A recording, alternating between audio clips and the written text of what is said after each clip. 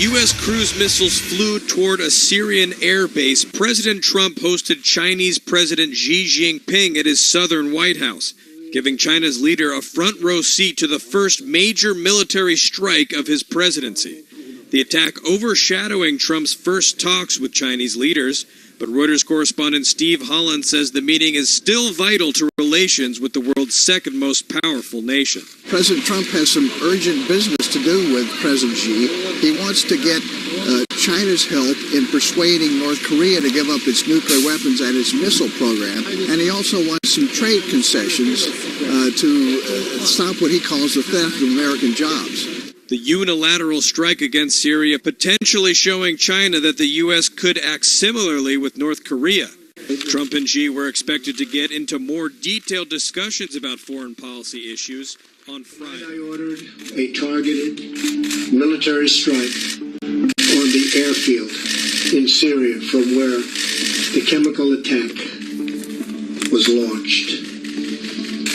It is in this vital national security interest of the United States to prevent and deter the spread and use of deadly chemical weapons. There can be no dispute that Syria used banned chemical weapons, violated its obligations under the Chemical Weapons Convention, and ignored the urging of the UN Security Council. Years of previous attempts at changing Assad's behavior have all failed, and failed very dramatically. As a result, the refugee crisis continues to deepen, and the region continues to destabilize, threatening the United States and its allies.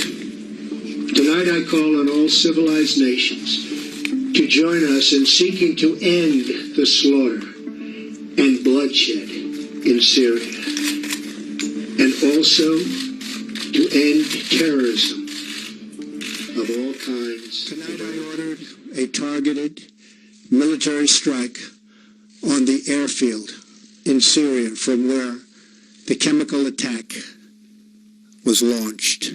President Trump announcing that for the first time the United States has taken direct military action against the Syrian regime. Using a deadly nerve agent, Assad choked out the lives of helpless men, women, and children.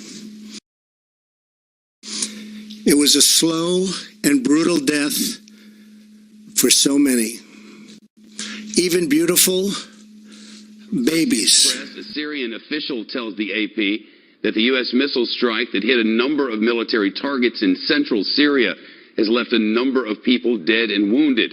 The governor of Homs province did not say how many were killed in the early pre-dawn Friday attack.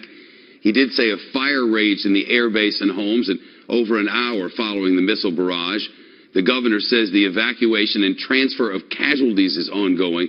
He called the air base, which is about 45 kilometers or 28 miles east of the city of Homs, a supporting base for Syria's fight against terrorism. Islamic group militants operate in the central Homs province. Activists and rebels say that that base serves as one of the government's most active launching pad for airstrikes on all rebel areas in central and northern Syria. Its government calls all armed groups terrorists. I should tell you that that is the very base from which it is believed, excuse me, it's been a few hours, from which it's believed the Syrian forces launched that sarin gas attack, which ended up killing some 80 people, including 27 children. It is from that base that the terror attack was launched that President Trump now says was the reason for the U.S. retaliation. Attack. It is a cruise missile strike. A cruise missile is basically an unmanned aircraft. It does not put any air crews at risk. And although the U.S. can certainly handle Syrian air defenses, there are also Russian air defenses now deployed in Syria. And this, using cruise missiles, would be the option which carried the least risk for Americans. And as one of your previous guests said, the cruise missile, in this case fired from ships in the eastern Mediterranean, is a very accurate weapon. So if they performed as they should, they would have hit their targets, which consisted of hangars and fuel storage areas and basically everything of value to the operations of that base. A total of nearly 60 cruise missiles was launched, and each one of those missiles has a warhead of 1,000 pounds. It will be a while, of course, before we know the results. One possible concern that I haven't heard any Pentagon official mention yet is that if this is the location where a chemical weapons attack originated, does that mean there are other chemical weapons stored in bunkers on that base? And if so, were those bunkers hit by U.S. weapons? Now, during the early 2000s, when the U.S. was preparing for airstrikes and the invasion of Iraq, it developed weapons that were specifically intended to strike chemical weapons facilities and use extremely high heat to vaporize the gas. Don't know yet if those kinds of weapons were used in this attack. I want to bring in Mike Morrell, who's also joining us right now. Mike, there are reasons why the Obama administration wasn't more aggressive in Syria. What are those, and why is this coming now? There was a concern in the Obama administration that there was a slippery slope, that any attacks against the Syrian regime could lead to eventually U.S. boots on the ground. So there was a risk averseness, and I think that is what led the president to do what he decided to do at the end of the day. And Mike, when you're talking about creating some sort of a war plan, dealing with Syria, obviously CENTCOM is involved in planning any sort of a war preparation with Syria. What goes into deciding what type of strike to launch and how effective it'll be in a situation like this? The most important determinant is what is your objective? And it seems that the objective here was to deter the Assad regime from doing this again. As David pointed out, this was an airfield that was related specifically to the attack. This was not a regime command and control facility. So it really seems that this is not an attempt to get rid of Assad. This is an attempt to tell him not to do this again. Tonight I ordered a targeted military strike. The toughest direct U.S. action yet in Syria's 6-year-old civil war. America unleashing military strikes on a Syrian airbase late Thursday, a move Donald Trump says was vital to U.S. national security. Warships fired 59 Tomahawk cruise missiles from the Mediterranean Sea, targeting Syrian aircraft, an airstrip, and fuel stations near Homs. It's a response to this week's deadly chemical weapons attack blamed on the regime of President Bashar al-Assad. U.S. defense officials say the missile strike was a one-off. Reuters' Jonathan Landay says any U.S. military action is a risky move by Trump. A U.S. military strike on Syria in retaliation for the alleged chemical attack holds some potentially serious ramifications for the United States, including the possibility of dragging the United States deeper into the morass of the Syrian civil war and potentially a direct clash with Russia or Iran. The governor of Homs has confirmed there were deaths from the U.S. strike, but so far no numbers have been given. Russia has responded calling for an urgent UN Security Council meeting, warning the U.S. strikes risk undermining the fight against terrorism in Syria and that they could bring an end to military cooperation with the U.S.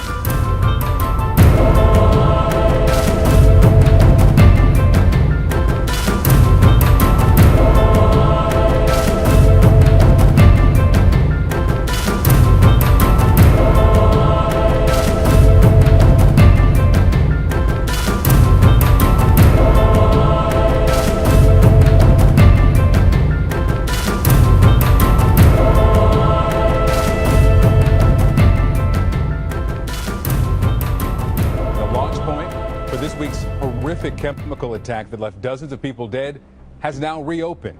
The Syrian Air Force resuming flights from the air base there earlier today. It comes just less than 24 hours after getting hit by a barrage of U.S. cruise missiles on President Trump's orders.